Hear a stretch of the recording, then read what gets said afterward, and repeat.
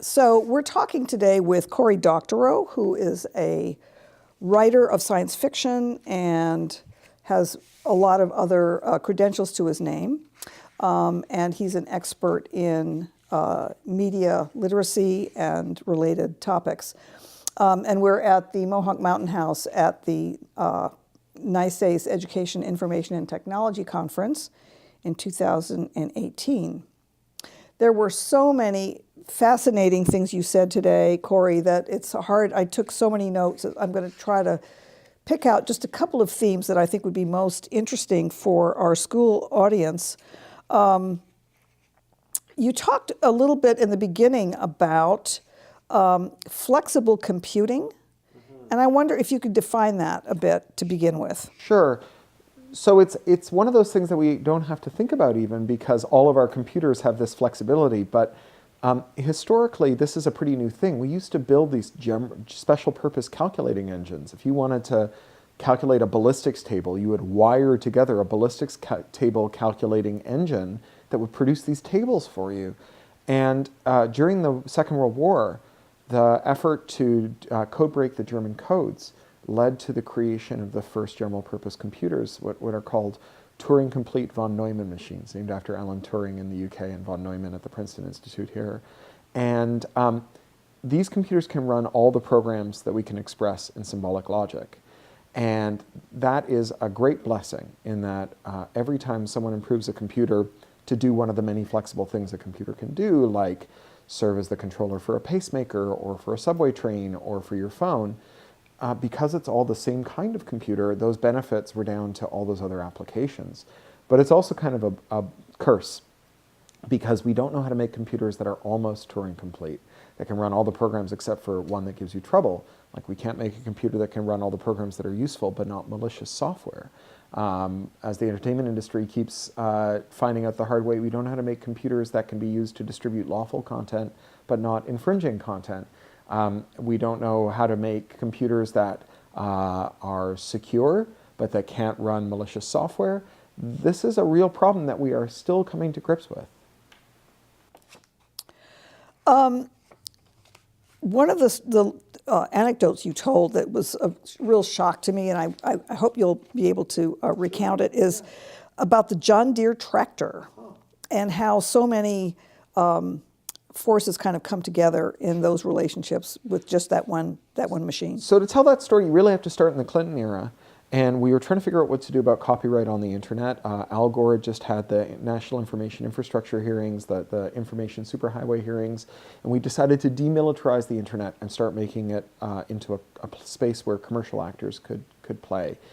And there was a concern about what to do about copyright. And they introduced this bill in the Clinton era called the Digital Millennium Copyright Act, or DMCA. And it has this provision, Section 1201, that makes it a crime to break a copyright restriction or copyright access control system, what's sometimes called digital rights management, or DRM. And at the time, it was mostly used to stop people from altering their DVD players so that they could play DVDs from overseas. It's not really a copyright infringement to buy a DVD in Mexico or in Japan and then bring it home, but the entertainment industry wanted to maximize their profits by windowing releases. And at the time, there was concern among activists and scholars that as computers spread into more domains, that this law would become applicable outside of entertainment. It would end up everywhere. And that's just what's happened. So John Deere tractors, just like everything else, are full of computers. And those computers are used by John Deere to maximize their revenue by controlling how their customers use their products. So if you're a farmer and you spend $500,000 on your tractor, you might sensibly think that you can decide who repairs it and when, or that you might be able to do what farmers have done since time immemorial and repair it yourself. Take apart, put it in the engine, turn it on. And in fact, if you do that, what you'll find is that your John Deere engine won't recognize the new part until you pay a couple $100 for John Deere to send someone out to your farm to enter an unlock code on the console on your tractor. Not because it can't, but because it won't recognize that part. It's just a way for John Deere to get a piece out of every repair, even the one you do yourself. And moreover, the John Deere tractors gather telemetry on your fields while you drive them around. They know about the humidity of your soil, and they take the torque data from the wheels, and they know how dense your soil is, and they know where they are. They have centimeter accurate location. And so they generate all this useful information about how you should broadcast your seed, but you don't get to see that information. That information is aggregated by John Deere for sale into the crop futures market, and then you can get limited access to it if you buy your seed in a package from Monsanto, and they'll give you an app that tells you how to plant the seed using your own data that you yourself can access. And because it has these digital locks, and because the digital locks protect the copyrighted operating system of the tractor, it's against the law to remove the locks. And it's a felony to produce a tool that lets you remove those locks. So the Copyright Office holds hearings every 3 years on limited exemptions to this rule. And John Deere has gone multiple times to the Copyright Office to say, you don't own your tractor. I mean, you own the physical object, but the software is only licensed to you. And since you don't own the copyright to that software, you don't get to decide how you use your tractor. We do. You have to arrange your affairs to benefit our shareholders, not you, the tractor owner. Which would argue that maybe farmers should look other places for their tractors. Unfortunately, there's only 2 big tractor companies, and they both have pretty similar policies. One of the things that's happened in the same time that we've seen the growth of computers is thanks to a lot of factors, but including the dismantling of antitrust law under Reagan, we've seen the concentration in every market. And so we're left with 3 or 4 entertainment companies, 3 or 4 tractor companies, 3 or 4 oil companies, 3 or 4 big banks. And it is very hard to shop with your wallet these days. You really, I think we've hit the limit on what we can do by shopping with our wallet, and we're getting into the territory where we need congressional action.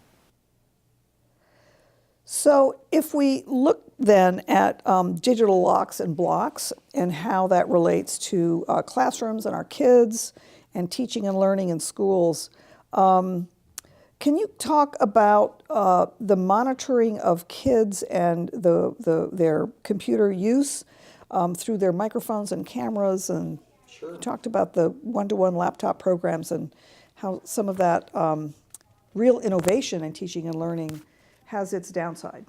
Yeah, well, I think understandably schools that have one-to-one laptop policies want to do some loss prevention. They want to make sure that they can recover the computers. And so they install software on them that by its nature is covert. So it tries to hide from the user so that if the user is a criminal who's stolen the laptop, they cannot install it. And that allows for covert access to the camera, the microphone, the file system, and so on. And this has proved to be very problematic. So we've had school administrators who've used this to spy on their kids. Most infamously, it was the Lower Merion School District just outside of Philly that kind of made national headlines doing this. We've had school administrators use it covertly, but also now we have increasing overt use by school administrators who say, by the way, that laptop that you're required to carry for your classes, at any given moment I could be watching you and you'll never know. So you better be on your best behavior all the time, which acts as a real break on the genuine expression of who you are. And if you think about all the things that you've ever done in front of your own computer that were really about you and not anyone else's business, whether that's having a conversation with a loved one or getting dressed or any of those other things, this is a potentially very toxic relationship. And then finally, those computers are intrinsically less secure. If you have a computer that's designed to run code that the user can't see or interdict or reconfigure, then malicious software that can impersonate that code can run without being seen or interdicted or reconfigured by the user. And so you put the user at risk not just of being watched by their administrator, maybe in inappropriate ways, but being watched by voyeurs, by being watched by criminals and all kinds of other people. This keeps happening. It's software designed to allow the right people to spy on us, gets used by the wrong people to spy on us. And ultimately, we are on the horns of a dilemma where we have to decide whether we make our kids less secure by not spying on them, and then maybe they lose their laptops or they do something bad that we could have otherwise interdicted, or we make them secure by making their computers amenable to being spied upon, not just by us, but by anyone who can impersonate us to the computer. This does sound like the horns of a dilemma for sure. How then do we educate our kids, and what should digital literacy look like for students these days? Yeah, so I like to think of problems as falling into kind of 2 buckets, right? One is when we think about a problem and how we can solve it so that we fail gracefully, and the other one is we think about how we solve it so we can succeed. And so I think a lot of the emphasis has been on success, right? If you watch everything your kids do on their computers, you're always there and you're always perched on their shoulder and you're spying on everything they do and you have sensorware on your network, you can find every bad thing they do and you can tell them off for it, maybe turn it into a teachable moment. But that fails very badly because the chances are you're not going to be there for everything your kids do. They're going to have multiple devices, including ones you don't have any insight into. They're going to figure out ways to use the devices that you do have insight into that will defeat your surveillance of them. They will graduate from school and find themselves in environments where they're using devices that are unlimited and where they're going to have to rely on their own intuition to figure out how to be safe on them. And so I think we've had a lot of emphasis on how to succeed, but not enough on how to fail gracefully. Failing gracefully means teaching kids that the grown-ups around them are resources that they can call on when they get out of their depth, not to punish them for having circumvented an access control, but to have accepting, understanding conversations with them and to help them contextualize the stuff that they've seen or the activities that they've been a part of that were outside of their comfort zone. And if we do that early enough, if we give kids the space to start failing early enough when the stakes are very low, then we can let them make the kinds of mistakes that they can recover from with our help that will give them both the trust relationship with us to come to us when they get out of their depth, and also the self-reliance to figure out how to resolve their own problems. And again, it's the horns of a dilemma. Do you let your kids get into trouble so that they can learn how to get out of it? Or do you try to keep them out of trouble to begin with? And I think we can't just do one of those, right? I don't advocate turning, shoving the kid out the door, locking the door, and telling them to come back in 3 weeks when they figured out the world. And I think all of us can recognize why that's not good. But we should also not have a system where we never let them out the door and never let them take some risks, because that creates the same problem where they are incapable of navigating the world on their own. You talked about kind of the juxtaposition of looking at all of this in terms of optimism, pessimism, and hope. Yeah, sure. And could you expand on that, please? Yeah. As a science fiction writer, I know that we have no business predicting the future. Science fiction writers have made a lot of futuristic predictions, and almost none of them have come true. It'd be amazing if none of them had come true. That would mean that we were underperforming random chance. But we're hardly oracles. And I actually think that's a very good thing. If the future were knowable, then it would follow that it was inevitable, that what we didn't change the future.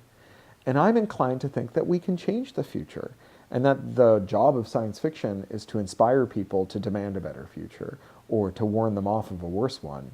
And so for me, rather than being optimistic or pessimistic, or making a prediction about how the world will turn out, I like to think of myself as being hopeful. And hope is the belief that you can materially alter your circumstances to find some new place to perch from which you might see some other way to materially alter your circumstances and find another place to perch. In computer science, we have this idea called hill climbing.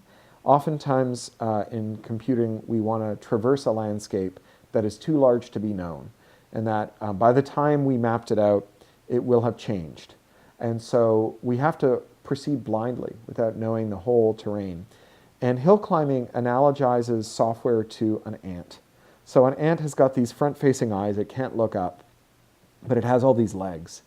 And when it's standing, it can tell which of its legs is on the highest ground. And the way that an ant gets to high ground is it takes one step. And then it asks its legs which of its legs are on the highest ground, and it takes another step, and another and another. And in this stepwise fashion, without knowing the terrain, it can always reach the local peak.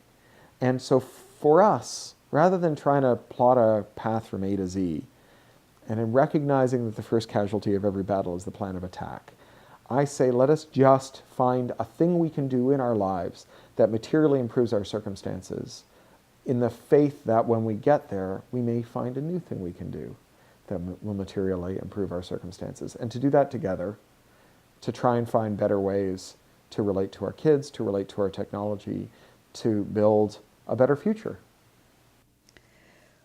We talked at the end, near the end of your talk, about school safety, and part of that is monitoring kids, and part of that is about the actuarial data about school safety, and we've had lots of instances of school shootings, et cetera, and I know that many of our own schools are grappling with how to make their schools safer, including having armed security guards and so forth. Could you review for us what you said there? So understanding and mitigating risk starts with a clear-eyed actuarial view of risk, right? What is it that you actually need to worry about? And this is often very different from what it's easy to picture. Things that are easy to picture, we tend to overrate the likelihood of. And for me, it's very easy to picture a school shooting, partly because I've seen them on the news, and partly because it's my worst nightmare. I have a 10-year-old who goes to middle school. I can't even imagine. I can't even imagine. When I try, my brain shuts down with how terrible it would be. But I also can read an actuarial table. And if my kid is going to die from a gun, the most likely way she'll die is by suicide.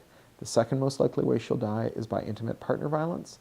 The third most likely way she'll die is by accidental shooting, right? And so if we're going to worry about her safety in school, none of those are things that happen in school. And there's a thing called allopathic risk, which is when you have a cure that carries some risk, and that risk is greater than the disease.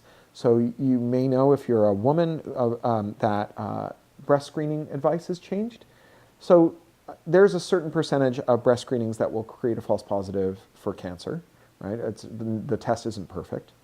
We know what the rate at which breast cancer occurs is. We know what the rate at which false positives occur. And we know what the risk of even a biopsy, routine biopsy, to rule out a false positive is.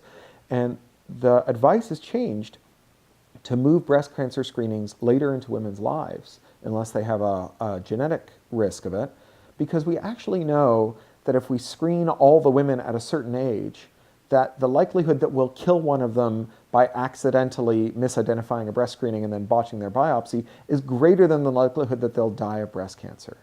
And by the same token, a school full of armed guards is more likely to have a school shooting, an accidental school shooting. Remember, accidental shootings are the most likely way that you'll die.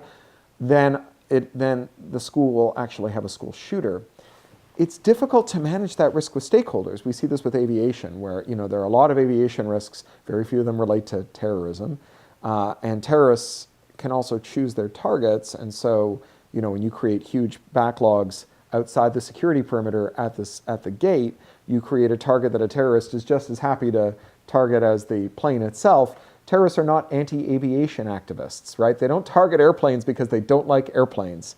They target airplanes because it makes mayhem, and there are other places to make mayhem.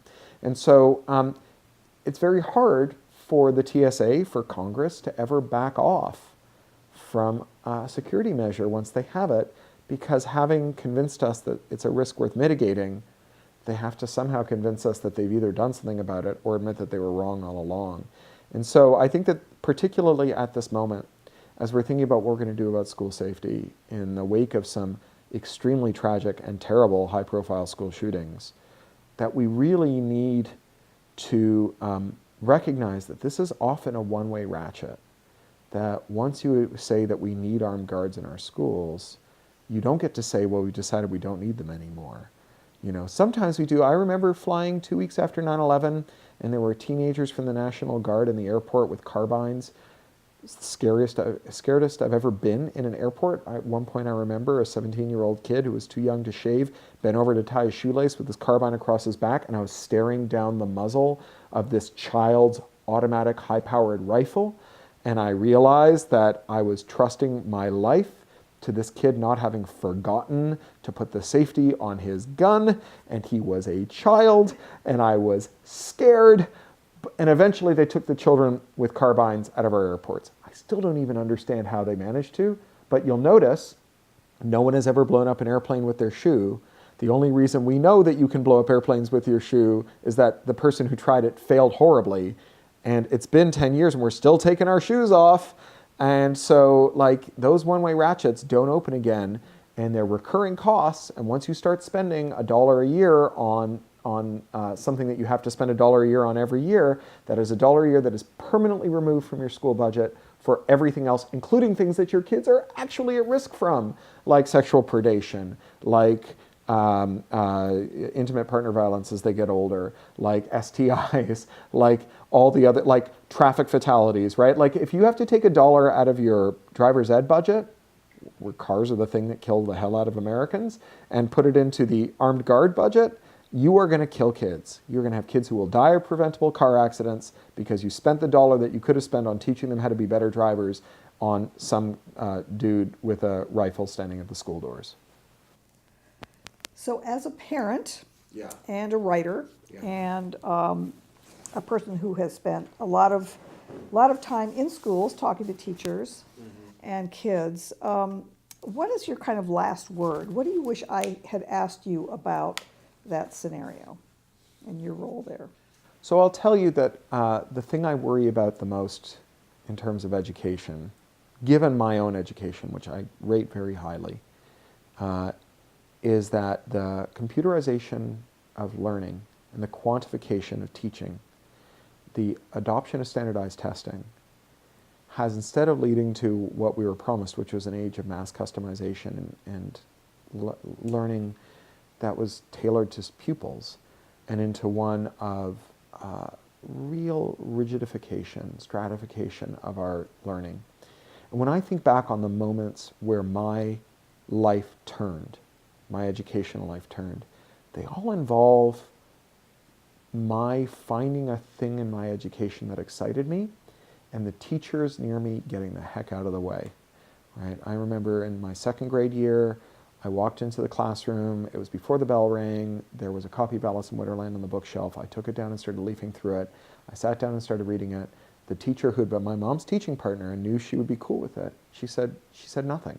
She didn't call me to class. She let me sit there all day and read. Right? So here we are, 40 years later. I've written 20-something books, and I'm married to a girl called Alice. Right? And that was that teacher getting the heck out of the way while I learned. And I worry that in an age of computers, where we're monitoring how our kids learn all the time, we're quantifying what our teachers do, we're locked in this toxic relationship with standardized testing, we just don't let kids goof off and find the learning opportunities for them where they really feel like they understand why they need to be learning something, where they really feel the passion for it, and just let them run with it, let them fly.